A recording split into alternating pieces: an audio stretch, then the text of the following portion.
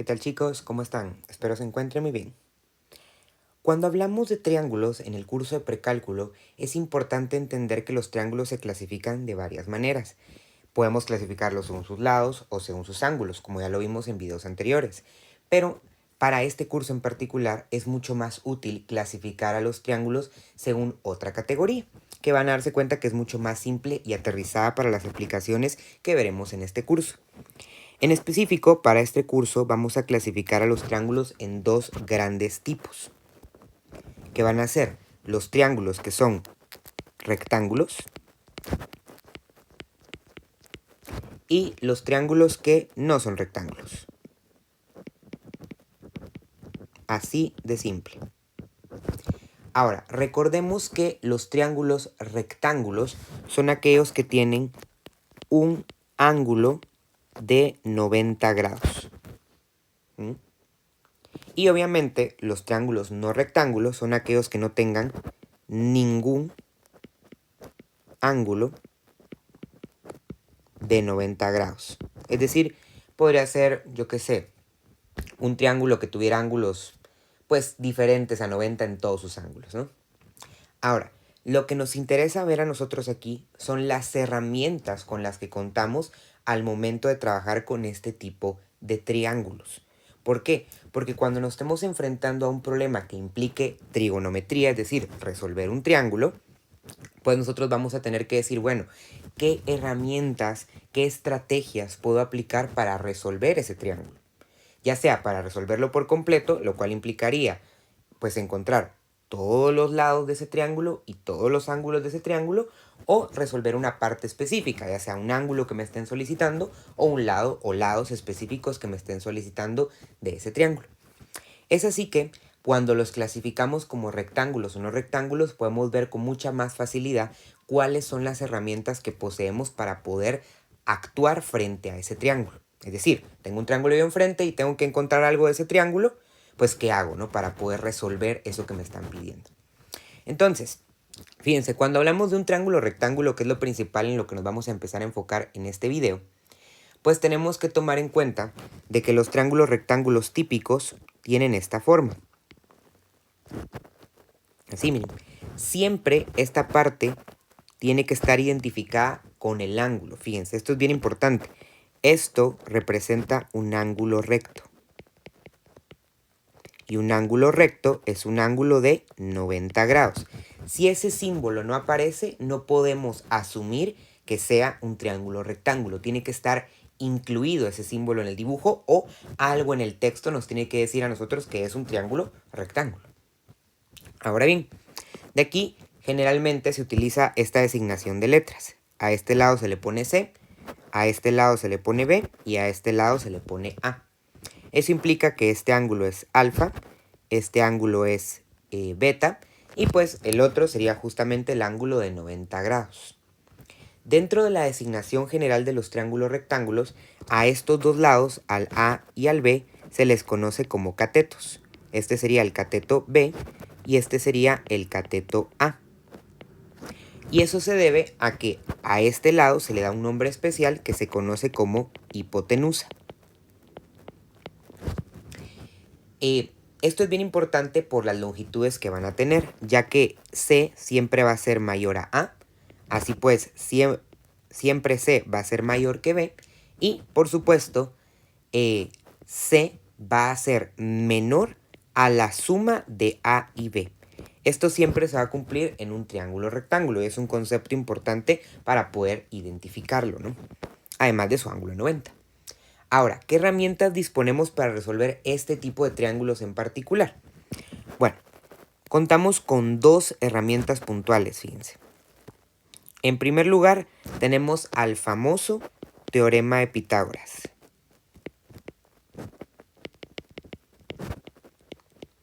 Que seguramente ustedes ya han escuchado, ¿no? El teorema de Pitágoras establece una relación entre los lados de un triángulo rectángulo, diciéndonos que la hipotenusa al cuadrado es igual a la suma de cada uno de los catetos elevados al cuadrado. Es decir, c cuadrado es igual a cuadrado más b cuadrado. Este teorema se utiliza específicamente cuando lo que yo estoy buscando hacer es encontrar lados. ¿Sí? Por ejemplo, que ahí me den la longitud de 2 lados y yo quiera encontrar un tercero, ya sea la hipotenusa o cualquiera de los catetos. Entonces, muy útil.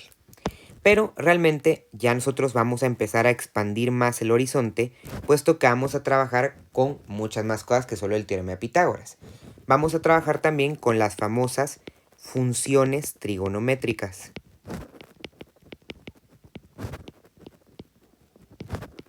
Que cabe aclarar que se aplican específicamente en un triángulo rectángulo. Eso es lo que estamos viendo. Son una estrategia para este tipo de triángulos en particular. Las funciones trigonométricas se utilizan para encontrar lados. Pero, además de los lados, también podemos encontrar ángulos. Es decir, el teorema de Pitágoras básicamente solo es para encontrar lados, mientras que las funciones trigonométricas son tanto para lados como para ángulos, ¿sí? Hay que tener presente algo importante, y es que las funciones trigonométricas son funciones, es decir, son máquinas a las cuales se les van a ingresar valores y pues vamos a poder obtener un valor al momento de ingresar todo eso. Para todo esto vamos a hacer una correlación importante y vamos a empezar a presentarles cuáles son esas funciones trigonométricas. Las vamos a ver por acá, miren. Ok, fíjense, en primer lugar, las funciones trigonométricas se clasifican en fundamentales y derivadas. Miramos primero las funciones fundamentales. Se les llama fundamentales ya que estas son las que generan a todas.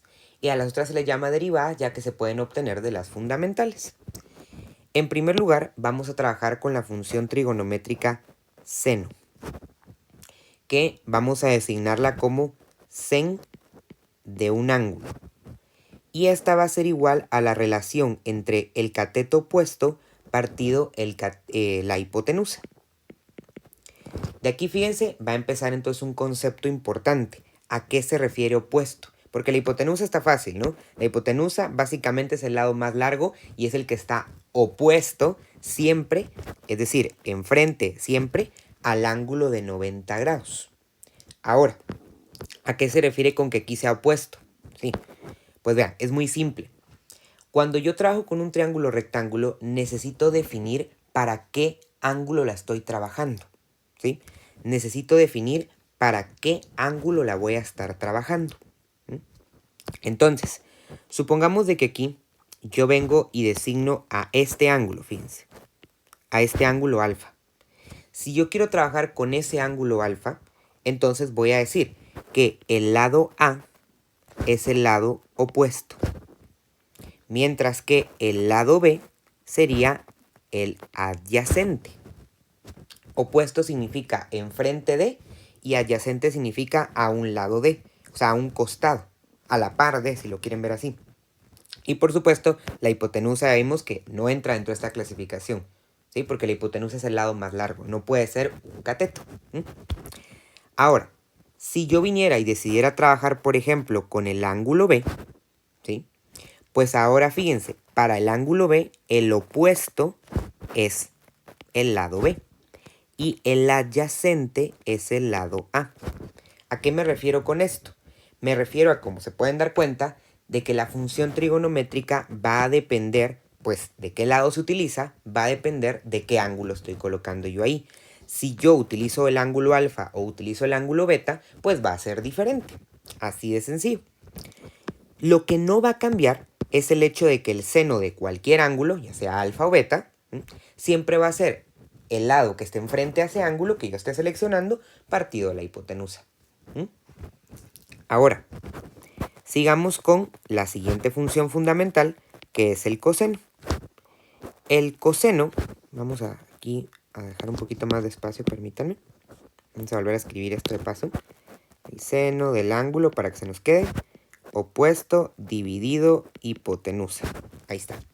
Y el coseno del ángulo va a ser pues el adyacente partido de la hipotenusa, que justamente sería el otro cateto que hemos visto acá, que por ejemplo para el ángulo alfa era el lado B y para el ángulo beta sería el lado A, ¿sí? Ahora bien, estas son las únicas dos funciones trigonométricas fundamentales que existen, ¿no? Ahora, si ya nosotros nos vamos, por ejemplo, a las funciones derivadas, que repito, se llaman derivadas porque se obtienen de estas, ahí nos vamos a topar con todo el repertorio completo. Para que sepan, existen 6 funciones trigonométricas y hasta ahorita hemos descrito 2, nos hace falta escribir 4. Dentro de las derivadas vamos a tener a la función tangente. La tangente es la relación entre el cateto opuesto y el cateto adyacente, es opuesto partido adyacente.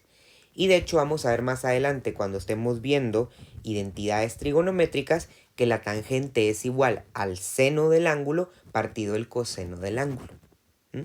Están relacionadas.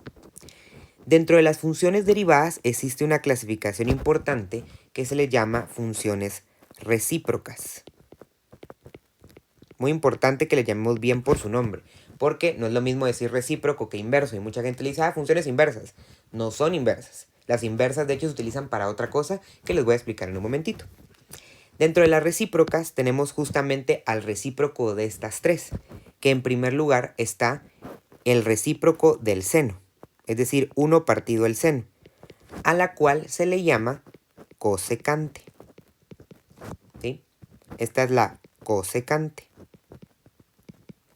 La cosecante es igual a la hipotenusa dividido el opuesto. Literalmente, como pueden comparar aquí, lo que era antes el denominador pasó a ser el numerador y lo que era el numerador pasa a ser el denominador, puesto que es un recíproco. Luego de esta tenemos también a el recíproco del coseno, que esta se le llama secante. La secante es el recíproco del coseno, o sea que sería la hipotenusa partido el adyacente. Literalmente al revés que el coseno. Y finalmente tenemos al recíproco de la tangente, 1 partido tangente, que esto es igual a la cotangente. ¿Sí? La cotangente, pongámosla por acá, cotangente, es igual a el adyacente partido el opuesto. Y así, por supuesto, también podría ser, ya que la tangente es el seno partido el coseno, la cotangente, que es su recíproca, sería el coseno dividido el seno, que eso lo estaremos estudiando más adelante. Todas estas, fíjense, nos van a ayudar a poder resolver triángulos, porque nos van a permitir relacionar los lados de un triángulo con sus ángulos. Y es muy importante que las entendamos cómo es que estas dependen completamente del ángulo que le estemos metiendo. Por ejemplo, supongamos que vengo yo aquí y planteo un triángulo cualquiera. Un triángulo así. Si quieren incluso girémoslo, ¿no? Para que no parezca el triángulo típico. Ahí está, miren. Y le voy a poner nombre solo porque yo quiero así diferente. Fíjense, por ejemplo, supongamos que esta la vamos a llamar L. A este le vamos a llamar P. Y a este le vamos a llamar M. A los lados. ¿Sí? Para que miren otras letras, ¿no? Y yo a este ángulo le voy a llamar P mayúscula. Y a este ángulo le voy a llamar M mayúscula para seguir la correlación, ¿no? En primer lugar, sabríamos que este es un triángulo rectángulo por este simbolito, que es el símbolo del ángulo recto. Así. Y si se dan cuenta, como el lado L es el que está enfrente de ese ángulo de 90 grados, podemos decir con mucha certeza que esta es la hipotenusa, la cual no se va a mover. Esa siempre va a ser la hipotenusa. Ahora, si por ejemplo vengo yo aquí y yo quiero calcular el seno del ángulo P mayúscula, ¿sí? Quiero aclarar que por ejemplo esta P es una P minúscula, hagámosla más chiquita, es una P minúscula, pues el seno de P mayúscula sería igual a el opuesto partido la hipotenusa. Pero para poder hacer eso yo necesito saber primero quién es el opuesto a P. Y para ello voy y analizo el triángulo. El ángulo que esté seleccionando yo va a ser el ángulo que me va a decir a mí quién es el opuesto y quién es el adyacente a ese ángulo. En este caso, el opuesto es el lado que está enfrente.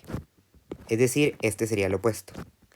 Y para el ángulo P, el que está a un costado, que obviamente no es la hipotenusa, sería el adyacente.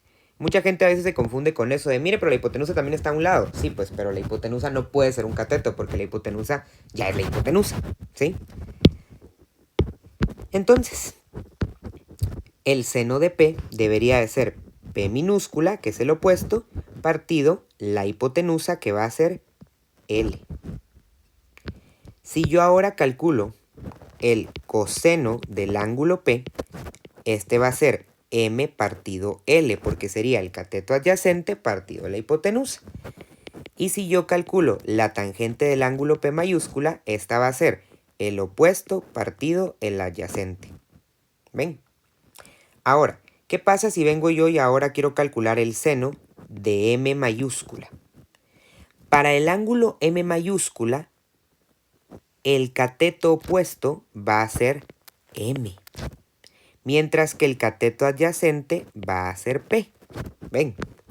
Se vuelve a utilizar lo mismo. El seno es igual al opuesto partido la hipotenusa, solo que ahora el opuesto para el ángulo M es M. El coseno de M mayúscula sería, por lo tanto, entonces ahora el cateto adyacente al ángulo M, que es P, partido la hipotenusa. Que por cierto aquí me confundí, ¿verdad? Porque puse P y claramente era M partido L porque L fue la hipotenusa. Error de principiante, pero error que detectamos y corregimos, que eso es muy importante cuando estemos cometiendo algún error, darnos cuenta y pues borrarlo y arreglarlo y se acabó. La vida sigue, ¿no? La tangente de M, ahora sí, fíjense, sería el opuesto a M, que es M minúscula, y el adyacente a M, que es P. Aquí creo que se pueden dar cuenta de que efectivamente las funciones trigonométricas son máquinas, ya que va a depender completamente de lo que yo le esté metiendo, o sea, del ángulo que yo le esté metiendo acá, miren. De eso va a depender cómo está relacionada, es decir, qué letras le pongo, pues. Pero lo que no cambia es que siempre es opuesto partido hipotenusa, adyacente partido hipotenusa, opuesto partido adyacente y todas las demás. Esas no cambian, o sea, esa relación se mantiene. Lo único que cambia es quién es el opuesto, quién es el adyacente para cada ángulo. Depende del ángulo. Finalmente, quiero aclararles un punto importante que mucha gente se confunde, y es que aquí fíjense, la función trigonométrica no está multiplicando al ángulo. Quiero que tengan claro eso, ¿sí? El ángulo, vamos a ponerlo aquí, el ángulo define a la función. No la está multiplicando, por favor. Aquí no es seno por teta, no. Es seno de teta. O sea, es el ángulo teta, la variable griega teta, es la que se está metiendo, introduciendo dentro de la función para evaluar la función en ese ángulo. ¿Qué hace la función? Relaciona el opuesto con la hipotenusa, en el caso del seno. Pero por eso mismo, dependiendo de ese ángulo, es que va a variar quién es el opuesto y por lo tanto, quién voy a meter ahí en la posición del opuesto. ¿Por qué? Porque el seno no está multiplicando al ángulo. Ni tampoco el coseno, ni tampoco la tangente, ni la cosecante, ni la secante, ni la cotangente. Ninguna. Simple y sencillamente la está definiendo porque es una función, la está evaluando. ¿Sí?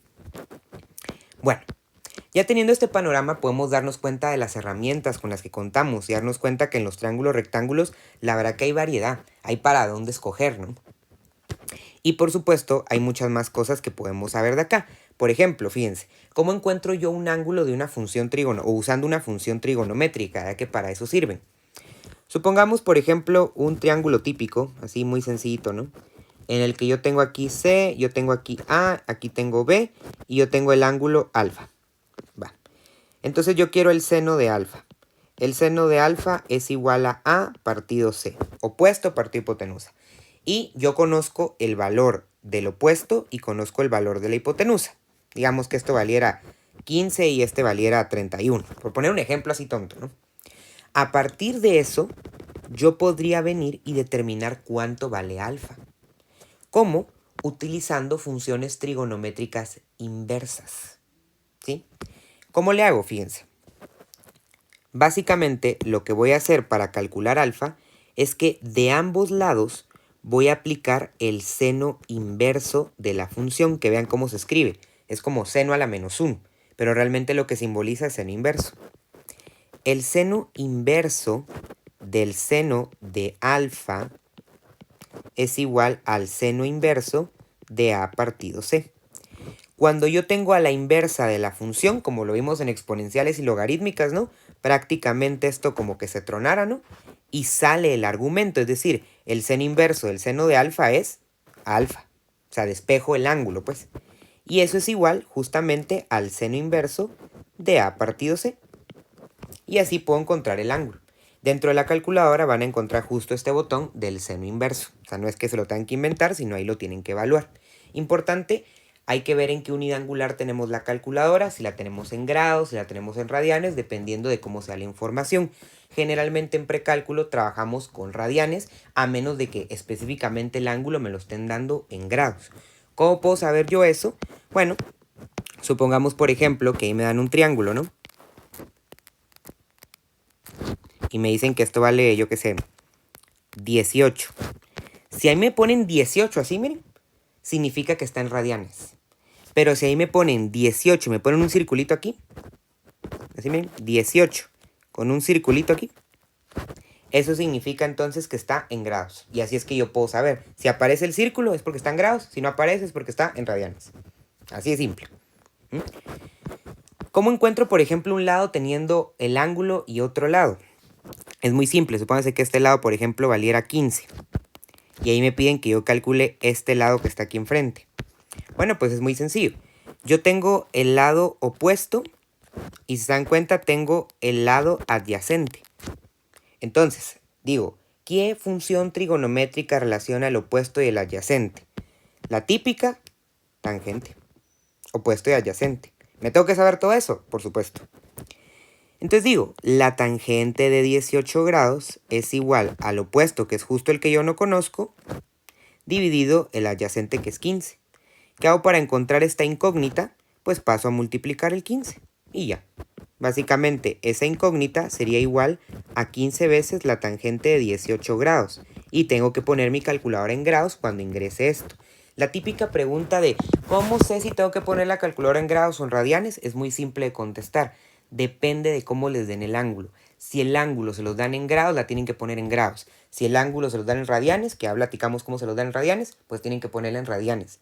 ¿Afecta para algo más tener la calculadora en grados o en radianes? No. La calculadora en grados o en radianes solo afecta, ¿sí? Solo afecta si yo estoy trabajando con funciones trigonométricas. Si yo hago sumas, restas, multiplicaciones, divisiones, exponenciales, logarítmicas, raíces, lo que sea, ahí no afecta. Solo afecta en esto, porque ahí es donde la calculadora va a interpretar si está en grados o en radianes. Que por cierto, aquí un tip rapidito, solo para que no se me olvide. Tomen en cuenta que las calculadoras cuando están en grados, ¿sí? Les aparece un símbolo D en la parte de arriba, que significa degree, de grados, pero en inglés. Y cuando está en radianes aparece una R de rad, de radian. Tómenlo en cuenta porque hay calculadoras que tienen una G, que significa gradian. No es G de grado, quiero aclarar, es G de gradian. Y eso ni siquiera vamos a meternos a mencionar ahorita qué es. Simple y sencillamente, si está con la letra D, significa que es grado. Si está con la letra R, significa que es radian. Así de simple.